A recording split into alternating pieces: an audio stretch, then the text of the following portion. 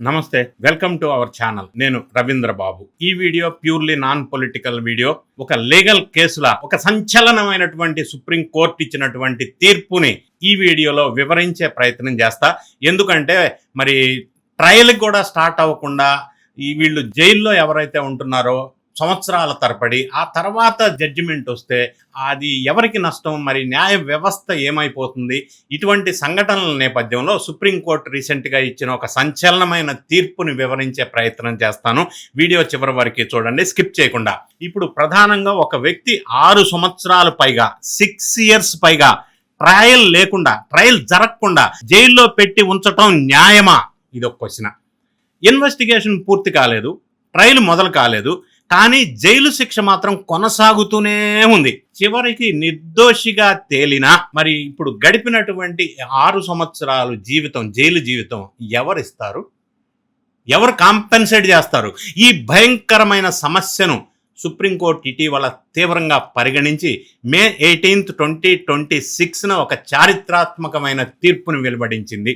Syed Iftikhar Andrabi versus national investigation agency Jammu కేసులో supreme court స్పష్టం చేసింది ఏంటంటే, ఉపా చట్టం అంటే అన్లాఫుల్ యాక్టివిటీస్ ప్రివెన్షన్ యాక్ట్ 1967 కేసుల్లో కూడా bail is the rule, jail is the exception అని ఆయన తీర్పు చెప్పారు. ఈ వీడియోలో పూర్తి డీటెయిల్స్, డేటా, లా పాయింట్స్, ఇంపార్టెంట్ ఇష్యూస్ అన్నీ కూడా సీక్వెన్స్లో తెలియజేసే ప్రయత్నం చేస్తాను. కేసు బ్యాక్గ్రౌండ్ ఒకసారి మనం చూసినట్టయితే, ఈ case background Syed Iftikhar Andrabi versus Jammu కాశ్మీర్లోని ఒక హోమ్ ద్వారా రెసిడెంట్ అతను 2020 జూన్లో ఎన్ఐఏ అతన్ని అరెస్ట్ చేసింది, నేషనల్ ఇన్వెస్టిగేషన్ ఏజెన్సీ. ఇతని మీద వచ్చిన ఆరోపణలు ఏంటంటే నార్కో టెర్రర్ కేసు, అంటే మారక ద్రవ్యాల ద్వారా టెర్రర్కి ఫైనాన్స్ చేయటం, అంటే ఉపా చట్టం ఎన్డీపీఎస్ సెక్షన్స్ మీద ఆయనకి 5 సంవత్సరాల 11 నెలలు, అంటే సుమారుగా 6 సంవత్సరాలు ఈయన జైల్లో ఉన్నాడు. ట్రయల్ ఇంకా స్టార్ట్ అవ్వాల, జైల్లో మాత్రం 6 సంవత్సరాలు అయిపోయింది.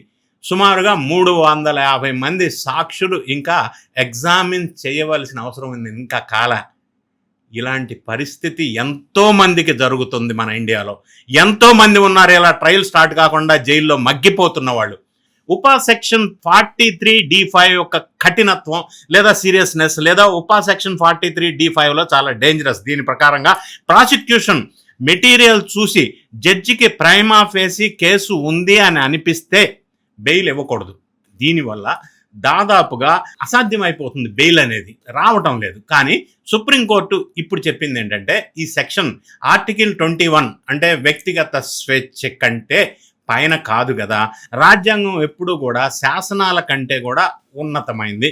సెక్షన్ 43D5 ఎంత కఠినమైన దీర్ఘకాల జైలు ప్లస్ ఈ ట్రయల్ ఆలస్యం ఉంటే మరి బెయిల్ ఇవ్వాలి కదా అనేది సారాంశం. సుప్రీంకోర్టు ఒక కీలకమైన జడ్జిమెంట్స్ మనం పరిశీలించినట్టయితే, justice B V Nagarathna versus justice Ujjal Bhuyan bench ఇచ్చిన ముఖ్యమైన పాయింట్స్ ఏమంటారంటే, ప్రధానంగా ఇంతకు ముందు నేను ప్రస్తావించినట్టుగానే bail is the rule, jail is the exception. ఇది ఉపా చట్టం కింద కూడా వర్తిస్తుంది. ఇక రెండోది, ఆర్టికల్ 21 నుంచి వచ్చిన ఫండమెంటల్ ప్రిన్సిపల్, దీర్ఘకాలం జైల్లో ఉండటం లేదా దీంతో పాటుగా ట్రయల్ ముగిసే అవకాశం తక్కువ ఉంటే section 43D5 seriousness mole down అవుతుంది. అంటే కేఏ నజీబ్ కేసు 2021ని వీళ్ళు రెఫరెన్స్ తీసుకున్నారు. ఇక నెక్స్ట్ పాయింట్ ఏంటంటే, ఉపా కన్వెక్షన్ రేట్ చాలా తక్కువ. 2019 నుంచి 2023 మధ్య దేశవ్యాప్తంగా 1.5% నుంచి 4% మాత్రమే ఉంది. ఇక జమ్మూ కాశ్మీర్లో 1% కంటే ఇంకా తక్కువ ఉంది. అంటే 94-98% కేసెస్లో ఎక్విటల్ అవకాశం ఉంది అనేది మనకు స్పష్టంగా తెలియవస్తూ ఉంది. ప్రెజంప్షన్ ఆఫ్ ఇన్నోసెన్స్ అంటే నేరం నిరూపణ కాకముందు నిర్దోషి. ఇప్పటికీ మన న్యాయ వ్యవస్థకి పునాది ఇదే. ఓంకర్ ఖాలిద్, షర్జీల్ ఇమ్రాన్ వంటి కేసుల్లో మునుపటి బెంచ్ తీర్పులపై సీరియస్ రిజర్వేషన్స్ వ్యక్తం చేసింది. ఈ తీర్పులు అంటే కేఏ నజీబ్ని సరిగా అనుసరించలేదు అని చెప్పి దీన్ని సూచన చేసింది. ఈ తీర్పు యొక్క ప్రాధాన్యత లేదా ఇంపాక్ట్స్ ఒక్కసారి మనం పరిశీలించినట్టయితే బ్రీఫ్గా ఎందుకు ఇంత చారిత్రాత్మకం ఈ తీర్పు, why it is so important this judgement అంటే, రాజ్యాంగంలోని హక్కులు ఆర్టికల్ 21 అండ్ 22ని ఈ వంటి స్ట్రిక్ట్ లాస్ కంటే పైగా ఉంచింది. దేశవ్యాప్తంగా ఉన్న వేలాది అండర్ ట్రయల్స్కి కొత్త ఆశని కలిగించింది. ఈ ట్రయల్ ఎప్పుడైతే ఆలస్యం జరుగుతుందో ఈ ఆలస్యాలపై కోర్టులు ఇకపై బాధ్యత తీసుకోవాలా. ఆలస్యం జరిగిందంటాం కాదు, కోర్టే బాధ్యత. న్యాయ వ్యవస్థలో జ్యుడిషియల్ డిసిప్లిన్ని బలపరిచింది. చిన్న బెంచీలు పెద్ద బెంచ్ తీర్పులు బలహీనం చేయకూడదు. ఇది ఉమర్ ఖలీద్, షార్జీల్ ఇమాన్, మనీష్ సిసోడియా, అరవింద్ కేజ్రీవాల్ వంటి వారి కేసులపై కూడా ప్రభావం చూపవచ్చు అనేది సారాంశం. అయితే ముఖ్యంగా బ్యాలెన్స్ లేదా కౌంటర్ వ్యూ మనం ఒకసారి చూసినట్టయితే, టెర్రరిజం లేదా నేషనల్ సెక్యూరిటీ అనేది చాలా సీరియస్ మ్యాటర్. నేరస్తులకి శిక్ష పడవలసిందే, శిక్షించాల్సిందే. కానీ నేరం నిరూపణ కాకముందే ఎవరిని కూడా సంవత్సరాల తరబడి జైల్లో పెట్టడం అనేది రాజ్యాంగ విరుద్ధం. ఇక్కడ లాజిక్, లీగల్ పాయింట్ ఇది. సుప్రీంకోర్టు కూడా అంటుంది ఏంటంటే, బెయిల్ ఇవ్వాల్సిన సందర్భాల్లో అటువంటి సందర్భాల్లో మాత్రం ఇవ్వాలి, కానీ ఇండెఫినెట్ జైల్లో పెడితే ట్రయల్ స్టార్ట్ కాకుండా అది కరెక్ట్ కాదు అనేది కన్ఫర్మ్డ్గా ఈ జడ్జిమెంట్లో ఇచ్చింది. సో ఈ తీర్పు అనేది మన డెమోక్రసీలో వ్యక్తిగత స్వేచ్ఛ ఉన్నప్పటికీ బలంగా ఉందనే చెప్పే సందేశం ఈ విధమైన చారిత్రాత్మక జడ్జిమెంట్. అయితే మీరేమంటున్నారు, మీ అభిప్రాయం ఏంటి? ఉపాలో దీర్ఘకాలికమైనటువంటి జైలు సరైందా కాదా? మరి ఈ చట్టం అన్లాఫుల్ ప్రివెన్షన్ యాక్ట్ చట్టం అయినప్పటికీ దీర్ఘకాలికంగా ట్రయల్ రాకుండా, అది నిరూపించకుండానే సంవత్సరాల తడబడి శిక్ష అనుభవించటం, జైల్లోనే గడపటం అనేది మరి ప్రాథమిక రాజ్యాంగ సూత్రాలకి, ప్రిన్సిపల్ ఆఫ్ న్యాచురల్ జస్టిస్కి విఘాతం కలిగించేటువంటి అంశం కాదా?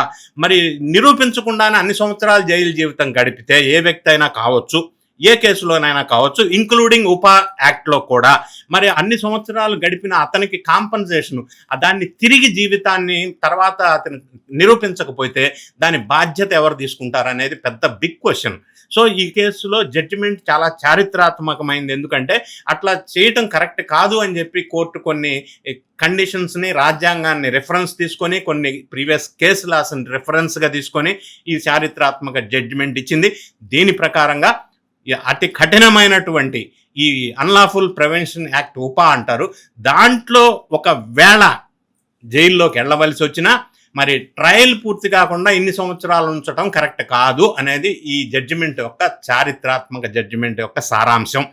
మరి మీరేమనుకుంటున్నారు? జడ్జిమెంట్ ఏ విధంగా ఉందని మీరు భావిస్తున్నారు? లేదా మీ సూచన, మీ సలహా ఏంటి?